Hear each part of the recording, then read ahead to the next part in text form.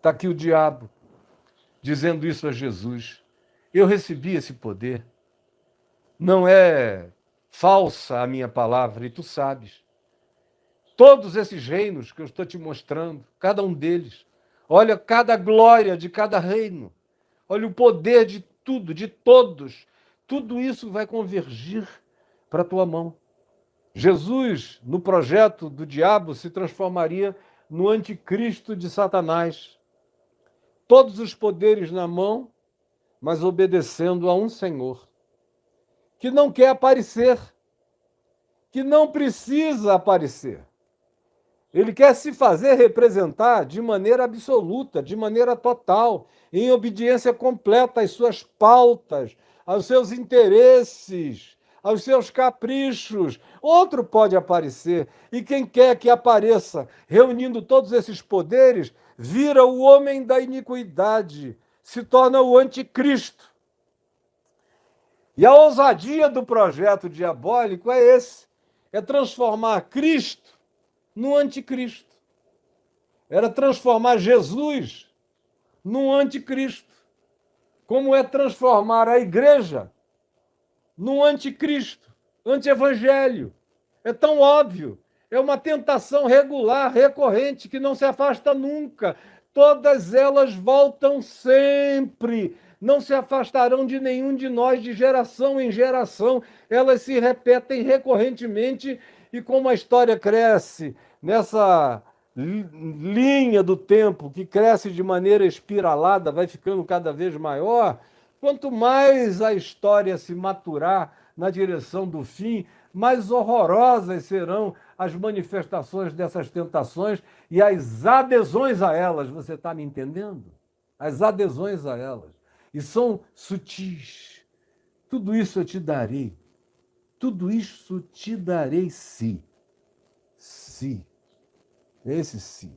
A diferença entre ter e não ter está nesse se.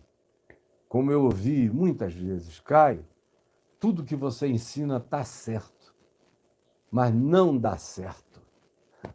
É o que o diabo está dizendo para Jesus, ó, está tudo certo, só não dá certo. Eu sei, você é um garoto novo, é um Messias jovem, cheio de ideais, de adrenalina messiânica. Ô, rapaz, preste atenção na minha sabedoria milenar. Eu tenho isso tudo da minha mão porque eu sei jogar o jogo, joguei e ganhei. É meu. E eu te dou. E não preciso aparecer. A cara pode ser tua, o nome pode ser teu, as expressões, os clichês, tudo que você quiser podem ter a máscara da tua fisionomia. Mas já não serás mais tu, mas eu em ti. E tu realizando o objetivo do domínio, e aí tem um subterfúgio satânico horroroso, que é mantém o objetivo do teu domínio. Quando na realidade Jesus não veio para dominar. Ele disse, eu não vim para ser servido. Eu vim para servir e dar a minha vida em resgate de muitos. Aí ele propõe uma inversão de significados. Você não precisa mais morrer, não precisa mais se dar, não precisa mais se esfolar de paixão. Você pode atingir um objetivo e caminhar para a dominação, para o controle. Essa coisa de livre-arbítrio é idiotice de santarrões. De fato, a inteligência pragmática diz que o negócio é controlar, é não dar alternativa, é tirar o livre-arbítrio, é dominar, é causar dependência.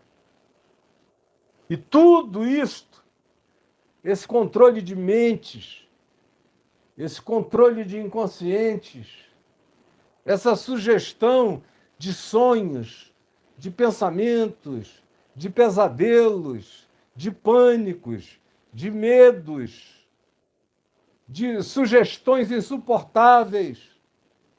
Tudo isso será dado a ti e tu vais usar para constranger qualquer um. Não haverá nenhuma autoridade nem em Roma, nem em qualquer outro lugar do mundo, conhecido ou desconhecido, que não se dobre diante de ti, dos poderes que eu vou conferir a ti, que são meus e eu te transfiro. E aí você planta o reino de Deus na terra. Não é isso que você quer? Chamar o reino de Deus no peito, na raça, para implantar aqui, com armas, com espadas, com escudos, com força, com violência.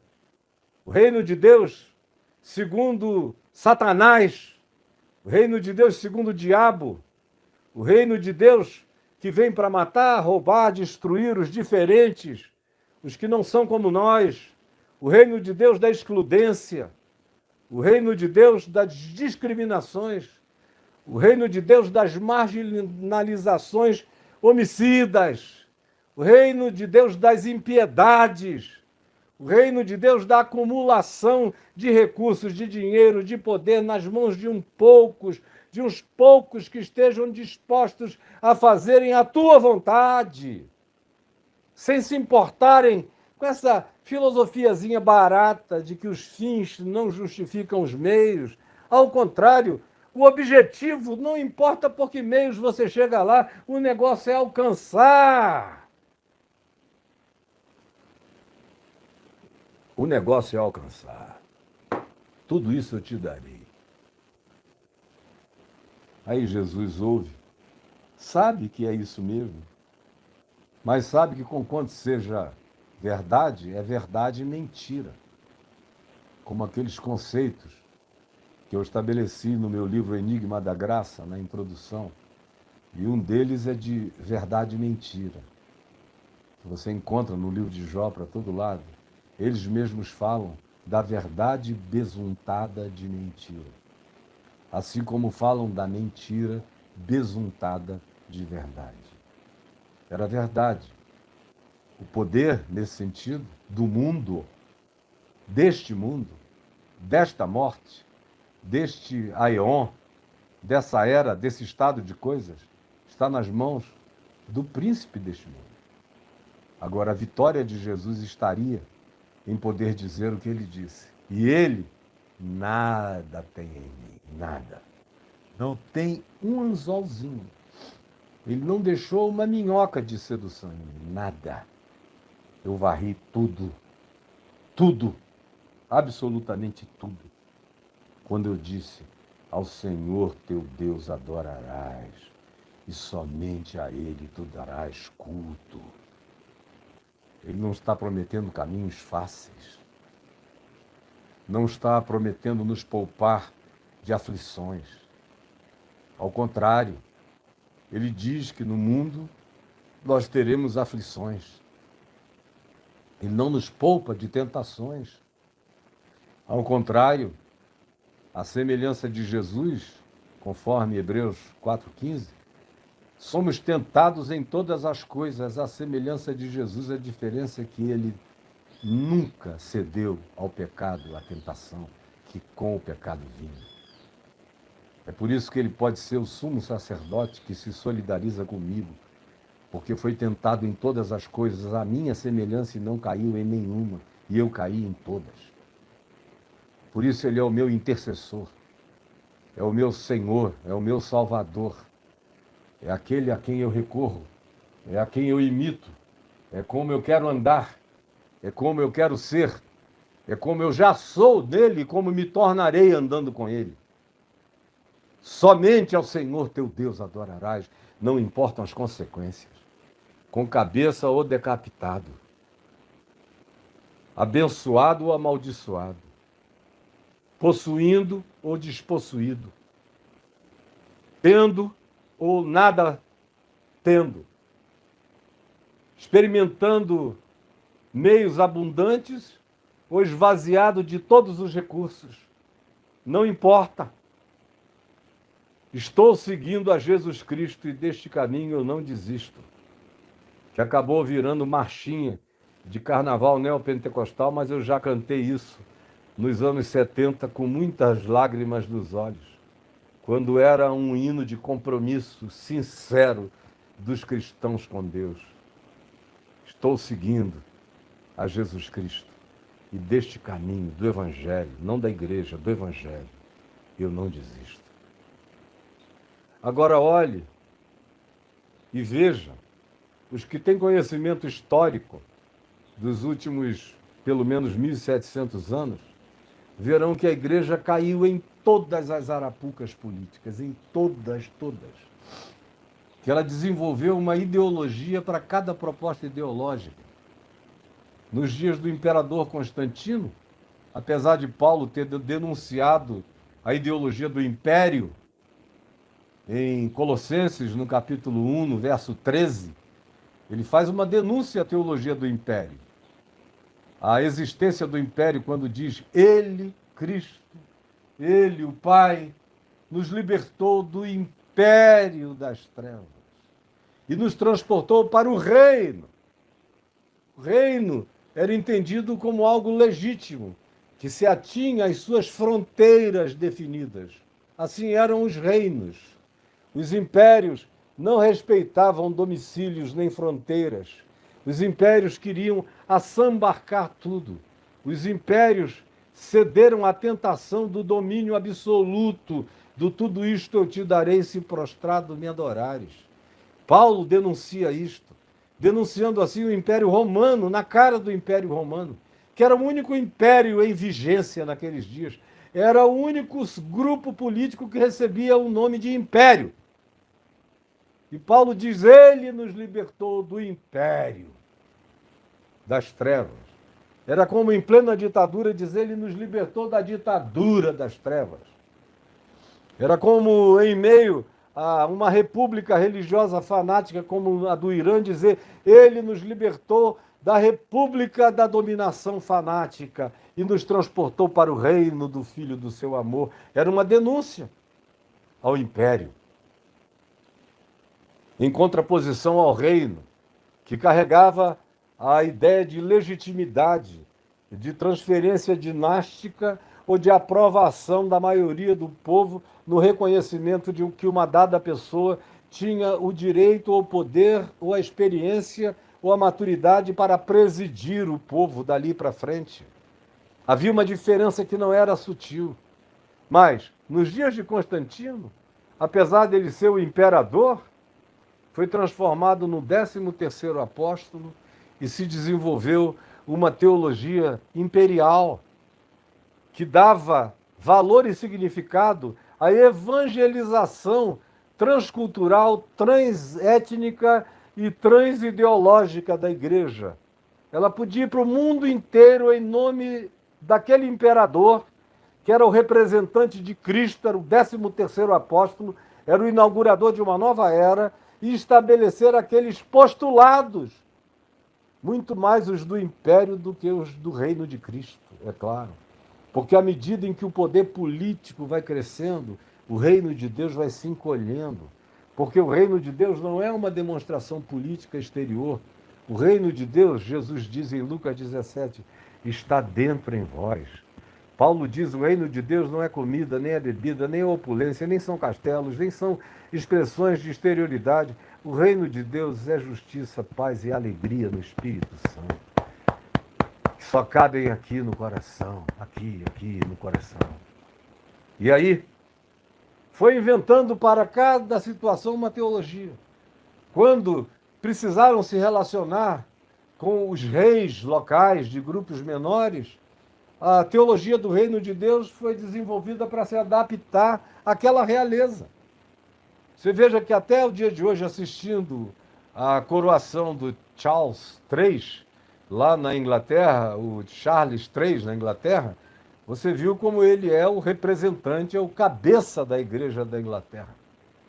Ele diz, tem uma teologia toda de que ele é a representação do domínio de Deus,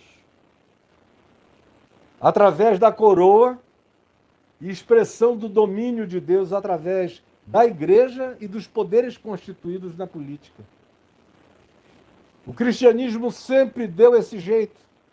Quando, por exemplo, nos Estados Unidos da América veio a vigir a democracia, você vê que as igrejas de modelo que mais cresceram desde o início lá foram aquelas congregacionais, onde o povo democraticamente elegia o seu pastor.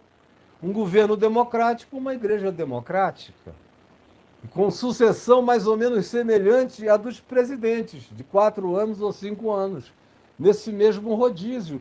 Vão fazendo adaptações. Aí vocês vejam, por exemplo, aqui no Brasil, no tempo da ditadura, surgiram os pastores dinásticos, que ficavam 20, 30 anos no poder.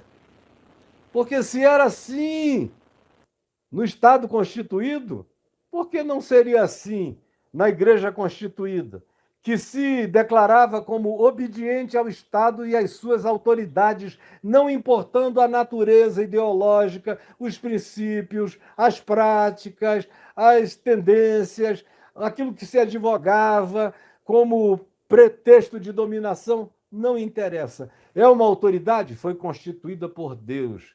Aí interpretavam Romanos 13, valendo qualquer coisa em qualquer direção. Se está aí, foi Deus que estabeleceu. Vamos fazer caramuru, caramuru, nos dobrarmos diante desses satanases, porque a teologia foi mais adiante e disse que esses satanases foram postos para serem objetos da nossa obediência, foram postos por Deus.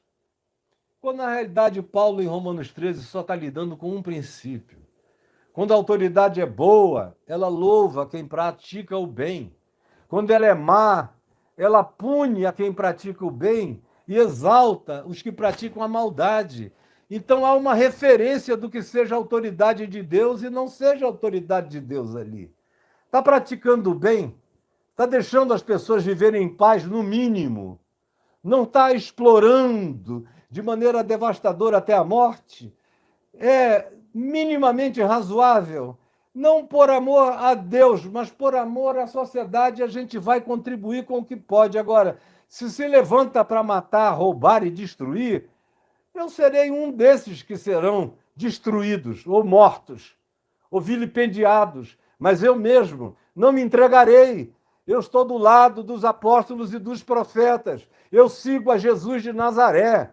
O meu caminho pode me levar à cruz, me levará, com certeza, mas eu sou filho da ressurreição, que já está selada como penhor da minha glória em Cristo Jesus, da incorruptibilidade que é minha em Jesus, se eu andar segundo os seus passos.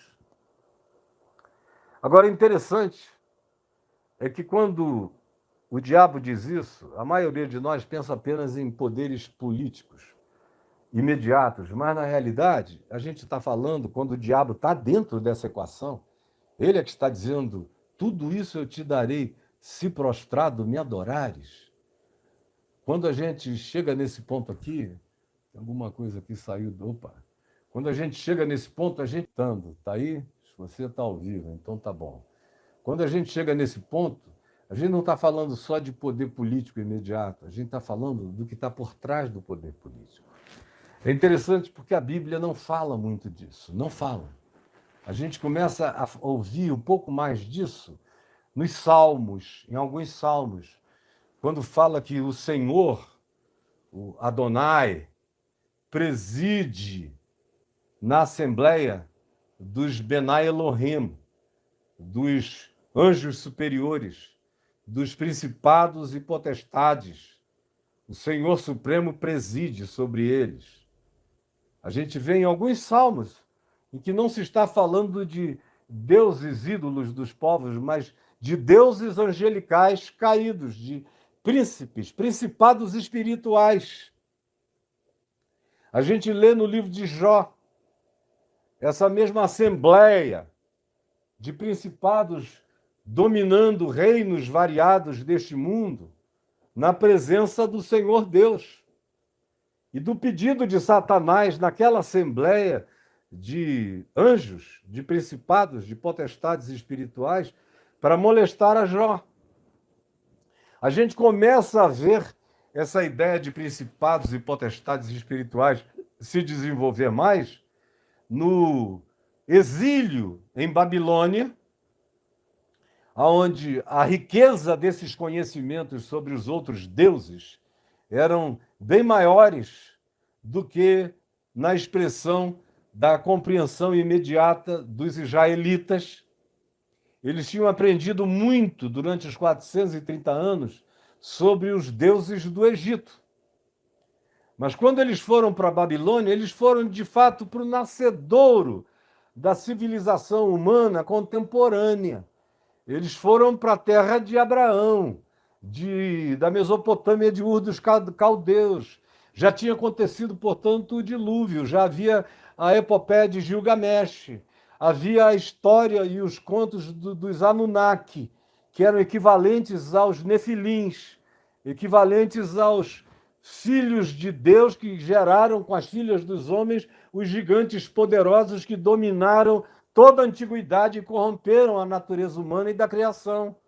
Era a mesma equivalência que a gente encontra. E foi nesse outro lugar, de onde originavam-se os babilônios, de onde estavam os caldeus, vieram os babilônios, os medos, os acádios, depois os persas.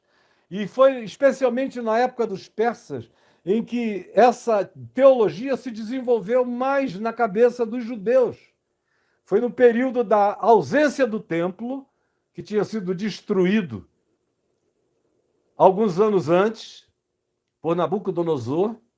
Foi nesse período de 70 anos onde eles conviveram com caldeus babilônios, com medos e persas, e com persas, e um pedaço de convívio com a cultura que se espalhava dos gregos no movimento de helenização que já estava ecoando pela terra.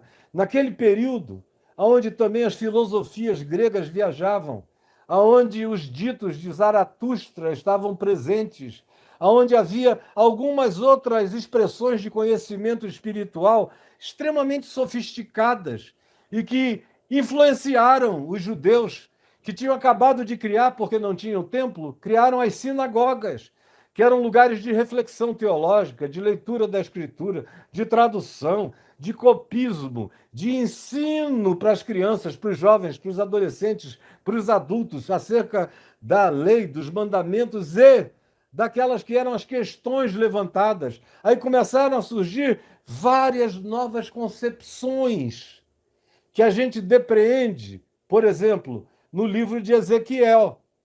O livro de Ezequiel é um livro carregado de presenças de seres de outras dimensões. Começa com aqueles girantes, aquelas rodas com cambotas e olhos em volta.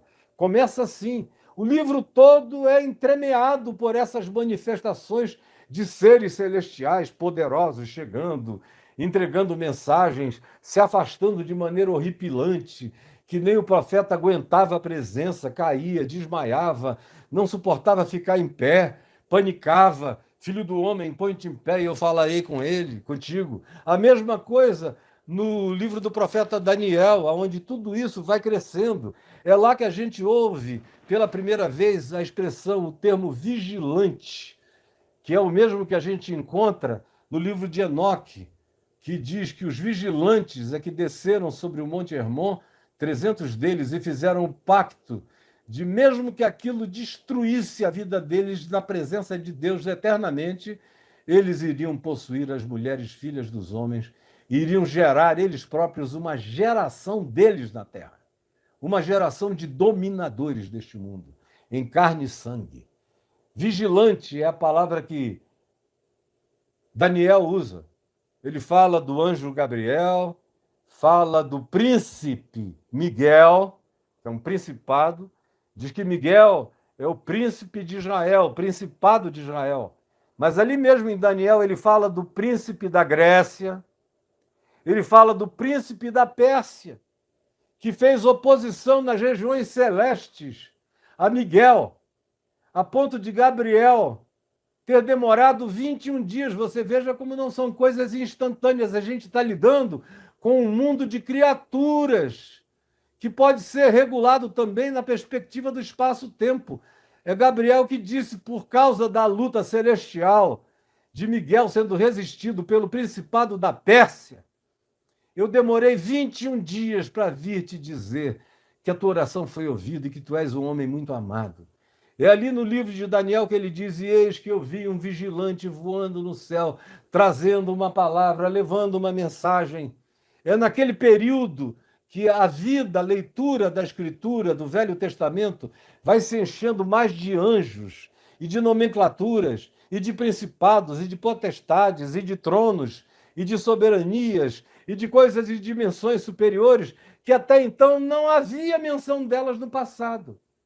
No passado só havia anjos do Senhor ou o anjo do Senhor, que era o Cristo antes de Jesus, mas não havia essas designações que foram todas aprendidas no período do cativeiro. E depois dele, naqueles 400 anos entre Malaquias e a chegada da revelação de João Batista falando de Jesus, naquele período chamado intertestamental, é que muitas dessas coisas se desenvolveram na consciência espiritual dos grupos judeus os mais diferentes, especialmente dos que se dedicavam à meditação, como monges no deserto, e que foram os que mais se dedicaram à compreensão dessas múltiplas dimensões sobre nós. Então, voltando ao texto, quando a gente está falando aqui de que o diabo diz: eu te darei os reinos deste mundo, ele está dizendo: olha, todos os principados e potestades que estão sobre todos esses reinos e que darão todo o trabalho a todos aqueles que quiserem te servir ou andar contigo, esses todos estarão também sobre o teu domínio. Eu entrego tudo aquilo que se entregou a mim, eu entrego a ti, com uma condição: que tu reines em meu nome, que tu uses o teu nome para fazer a minha vontade no mundo, que tu uses as tuas terminologias, os teus ditos, aquilo que tu desejas que as pessoas creiam como fé, pode transformar em crenças sistematizadas, dá para o povo, desde que tu faças isso em teu nome, em obediência ao meu desejo, à minha intenção, ao meu objetivo, às minhas finalidades. E aí é que, nesse sentido, o cristianismo se tornou a expressão daquilo que Jesus negou-se a fazer. Jesus disse: somente ao Senhor teu Deus adorarás, e somente a Ele darás culto. Agora, nós usamos o nome de Jesus, usamos os batismos, a ceia, os sacramentos, falamos promessas de Deus, citamos a Bíblia. O diabo adora citar a Bíblia, como a gente viu anteontem e ontem. Adora. Aqui ele cita o Salmo 91, que é o mais poderoso salmo de proteção. Você veja onde ele chega, como ele se mistura com Deus, com a Bíblia, com a Escritura, com Jesus. Agora está aqui dizendo a Jesus: olha, põe a tua cara para fora. Pode usar teu próprio nome, mas desde que tu faças conforme a minha vontade. A glória é tua, mas a vontade cumprida é a minha. E eu tenho os meus objetivos, que a gente lê na carta, na epístola, no Evangelho de João, no capítulo 10, que esse ladrão, seja ele ladrão humano, ladrão espiritual, ladrão de qualquer natureza, vem sempre para matar, para roubar, para destruir. Então você que anda assim numa ingenuidade brutal, e eu sei que muita gente se entregou a isso no curso dos tempos e ultimamente também, na maior ingenuidade, na total ignorância, em absoluta manipulação que pode ser atribuída apenas aos crentes, não aos pastores. Os pastores sabiam o que estavam fazendo e de que poder eles estavam se alimentando. E quando usaram o nome de Jesus para manipular vocês, todos eles já estavam de quatro no ato, na presença do diabo, do príncipe deste mundo, do Deus deste século. Que essa palavra, que eu preciso terminar agora, porque eu já falei 1h20, entre no seu coração de algum modo, e que você fique sabendo de uma coisa: quando a gente resiste, guarde bem o que eu estou lhe dizendo, quando a gente resiste, olha como tudo termina, Com isto, o deixou o diabo. A gente tem alívios, tem folgas. A gente resiste, como o irmão de Jesus, Tiago, ensinou. Resistir ao diabo, resistam ao diabo, e ele fugirá de vós. Resistam. Não deem um passo, 1 milímetro atrás. Sem barganhas. Com Deus, quanto mais com o diabo.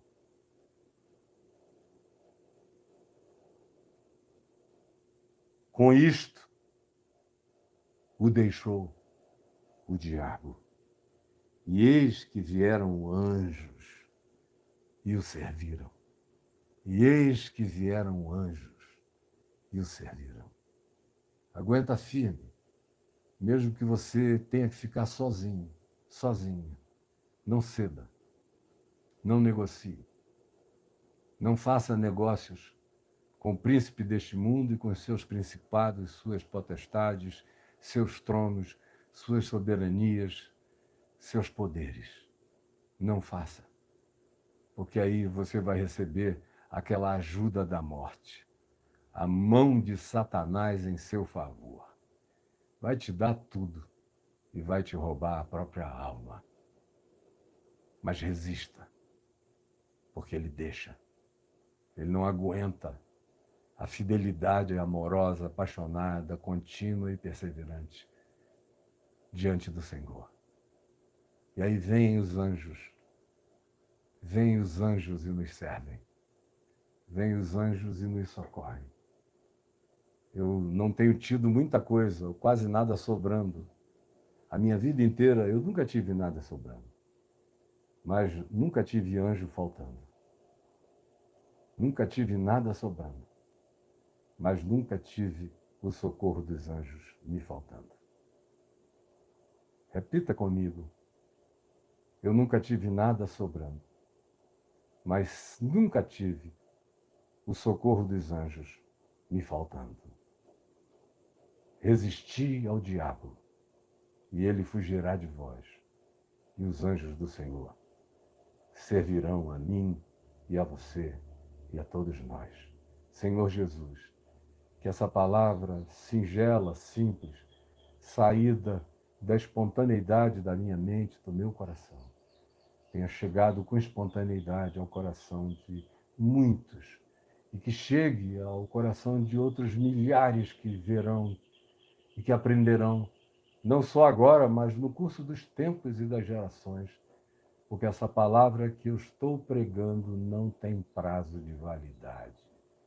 Vai ser útil para os nossos netos, bisnetos e para gerações variadas, porque é a verdade irretorcível do Evangelho de Jesus que está proclamada em nome dele. Amém.